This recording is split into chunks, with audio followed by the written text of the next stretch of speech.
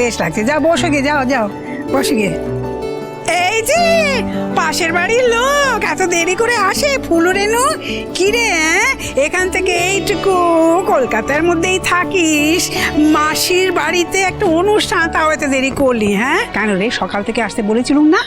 আরে এই তো এলাম, সব গুছিয়ে গেছি। তুমি কি ভাবো তোমার বয়স হয়েছে, আমার বয়স হয়নি? তোমার বউ তো তোমাকে সর্বস্ব করে দেয়, আমাকে কি করে দেয় বাপু? আমাকে তো সব একাই সামলাতে হয়। আমার ছেলে বউ সব চাকরি করে, তাদের সময় আছে নাকি? এই তো আমরা দুজনে এলাম, এবার ওরা অফিস থেকে ফিরবে, তারপর ওরা আসবে, ওদের সময় কোথায়? আমি বেরোবো কি করে? ঠিক আছে ঠিক আছে, বুঝতে পেরেছি, তুই খুব সংসারী হয়েছিস। যা যা, না বউ ওখানে বসে আছে, যা দেখ গে যা, তুই তো বরযাত্রীতেও এলি না। না না, লাড্ডু আমাকে সব বলেছে, বউ খুব ভালো হয়েছে, খাওয়া দাওয়াও খুব ভালো হয়েছে। আচ্ছা ঠিক আছে, যা যা যা যাও। আরে আয় আয়, কি খবর? কেমন আছিস? এই তো হ্যালো, ভালো আছি। আমার অফিস কলিগ, আমরা একসঙ্গে চাকরি করি। হ্যালো। তারপর হানিমুনে কোথায় যাওয়া হচ্ছে? ওকেই জিজ্ঞাসা করুন। ক্রমশ প্রকাশ্য। আচ্ছা ইনে, তোদের জন্য আমাদের তরফ থেকে একটা সামান্য উপহার। আরে এইসবের আবার কি দরকার ছিল? আরে দেখ, খুলে দেখ, পছন্দ হয় কিনা দেখ, ডিনার সেট আছে। তোকে তো দিইনি, তুই তো ভাবছিস কেন? হ্যাঁ। বৌদিকে দিয়েছি। আচ্ছা ঠিক আছে, চল ওদিকে বসবি, চল। শুনছো? বলছি তোরা যা, আমি আসছি, বস প্লিজ বস। হ্যাঁ বলো। বলছি আমার বাড়িতে একবার ফোন করো না গো, এখনো পর্যন্ত কেউ আসেনি। দেখো আমি কতবার ফোন করলাম, বারবার বলছে আসছি আর আসছি, এখনো আসছে না। তুমি একটু ফোন করো তো, তুমি ফোন করলে তাড়াতাড়ি আসবে। বাবা মার জন্য খারাপ লাগছে বুঝি? দেখো বর্ষা, প্রথম এরকম একটু হয়, এরপরে দেখবে শ্বশুর বাড়ি থেকে বাপের বাড়ি যেতেই চাইছো না। কখনো না, ওই বাড়িতেই আমার জন্ম, আমি ওই বাড়িতেই বড় হয়েছি, ওটাই আমার প্রথম বাড়ি।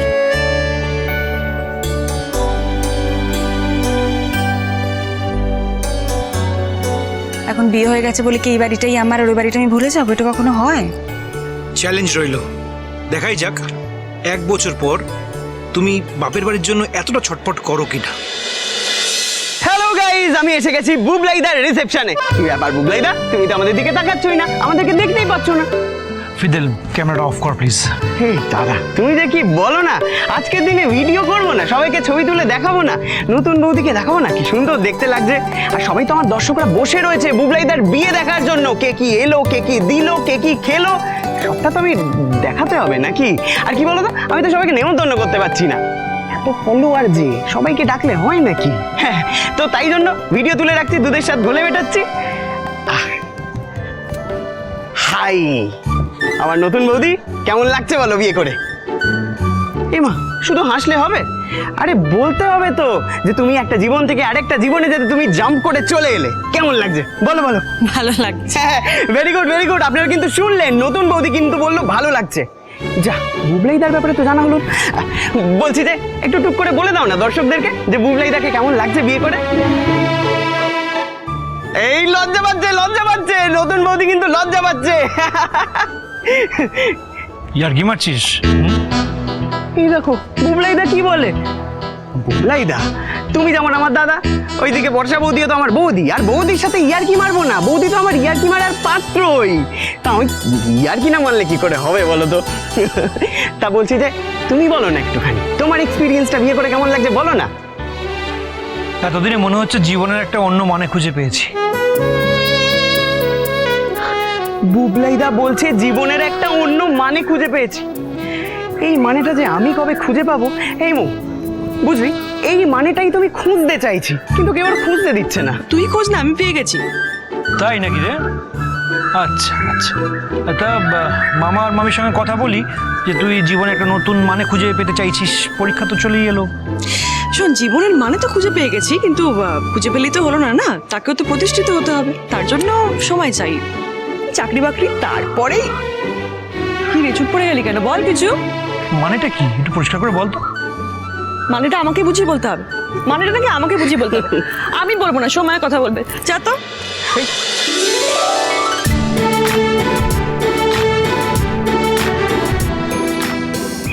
আন্টি, আরে বাবা মো, কি সুন্দর লাগছে, চোখ ফেরাতে পারছে না তো। Thank you so much. কিন্তু তুমি সবসময় আমাকে ভালো ভালোই বলো। আজকে আঙ্কেল বলবে আমার কেমন লাগছে আঙ্কেল। কেমন লাগাটা তো শুধু সাজ পোশাকের উপর নির্ভর করে না মা, কেমন লাগাটা আরো অনেক কিছুর উপর নির্ভর করে। তোর তোর আঙ্কেল হচ্ছে শুধু জ্ঞান দেবে, ছাড় তো বাদ দে। আসলে কি বলতো, পড়িয়ে পড়িয়ে না এ একটা খারাপ অভ্যাস তৈরি হয়ে গেছে, খালি পড়াবে, সারাক্ষণ সবাইকে পড়াচ্ছে। দেখো, আমি যেটা বিশ্বাস করি সেইটা বললাম। হ্যাঁ বলো না আঙ্কেল, আর কিসের উপর নির্ভর করে? দেখো, আসল সৌন্দর্য হচ্ছে আচার ব্যবহারে। তুমি যদি আচার ব্যবহারটা ভালো করো তাহলে দেখবে তোমার রূপ অনন্য সাধারণ হয়ে উঠেছে। আমার আচার ব্যবহার কি? আমি তোমার কথা বলিনি মা, আমি এই বললাম আর কি। আসলে আমি মানুষ সাজলে গুজলে কেমন লাগে ওইভাবে মানুষকে বুঝি না, আমি মানুষের আচার ব্যবহার দেখে মানুষকে বুঝি। মানুষের আচার ব্যবহারই মানুষকে আলাদা করে। তুমি যদি এই ক্ষেত্রে একটু মন দাও আচার ব্যবহারটা ভালো করার দিকে, তাহলে দেখবে তোমার জীবনটা দারুণ সুন্দর হয়ে যাবে। হয়েছে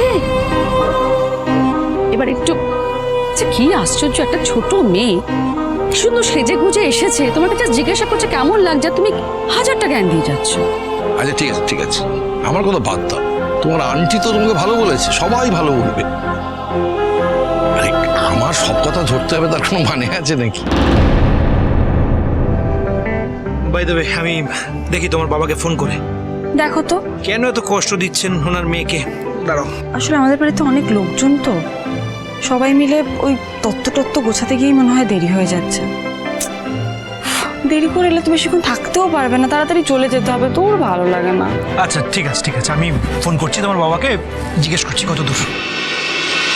শোন, বলছি যে তোমাদের নতুন কাকু কি কিছু মাইন্ড করেছে?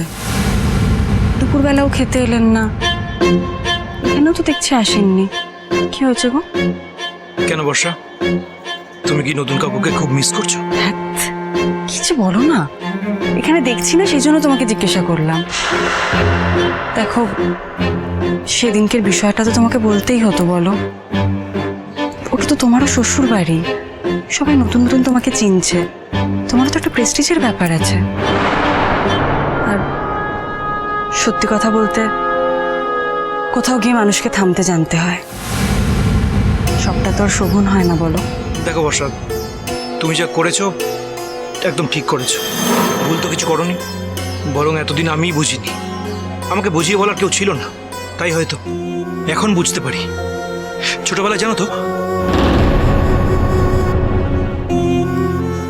না থাক, এখন এসব কথাগুলো বলবো না। কেন বলো, থাকো না একটু আমার কাছে। তোমার থেকে বেশি আমি এই বাড়িতে কাকে চিনি বলো? কেন?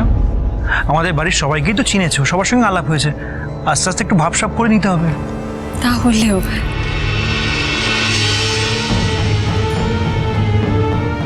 সব হয়ে যাবে, সবার সঙ্গে সব ভাব আলাপ সব কিছু হয়ে যাবে, কিন্তু তাও কেউ তো তোমার থেকে আমার বেশি আপন হবে না। মেয়েদের জীবনে স্বামীর থেকে বড় বন্ধু, স্বামীর থেকে বেশি আপন কেউ হয়? So nice of you. তা তো বটেই, আর আমার দিক দিয়েও একই কথা। আমি আসছি আন্টি। শোন শোন শোন, কোথায় যাচ্ছিস তুই? না, আমার আরো কয়েকজন বন্ধু বান্ধব আসবে বলেছিল, তো দেখি এসছে কিনা। আচ্ছা শোন, প্লুটো কোথায়? প্লুটোকে তো দেখছি না। তোকে আমি কি বলেছিলাম মনে আছে তো? তুমি বলেছিলে প্লুটোকে চোখে চোখে রাখতে, কিন্তু প্লুটোই যদি পাত্তা না দেয় তাহলে আমি আর কি করবো বলো? কেন? আমার ছেলে কি কোনো দাগি অপরাধী নাকি যেটাকে সবসময় চোখে চোখে রাখতে হবে? এমন একটা অদ্ভুত প্রস্তাব তুমি কেন ওকে দিয়েছো, আর তুমি বা সেটা মানছো কেন? চিরসখা হে